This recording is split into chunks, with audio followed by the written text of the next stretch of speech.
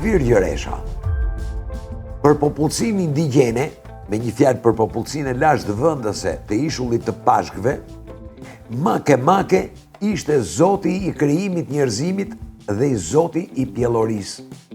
Sot, Make është edhe emri i një planeti shumë të vogël zbuluar në vitin 2005 që bën pjesë në orbitën e Neptunit dhe që aktualisht është duke kaluar në shenjën e Virgjëreshës. Sipas meje, është trupi qiellor që përfaqëson më së miri atë që do të ndodhë me ju të Virgjëreshës në periudhën vazhdim. Duke ju referuar shpirtit origjinal të Make, ju Virgjëresha mund të jeni shumë krijues. Mund të jeni krijuesit që do të arkitektoni dhe themeloni figurativisht një botë të re.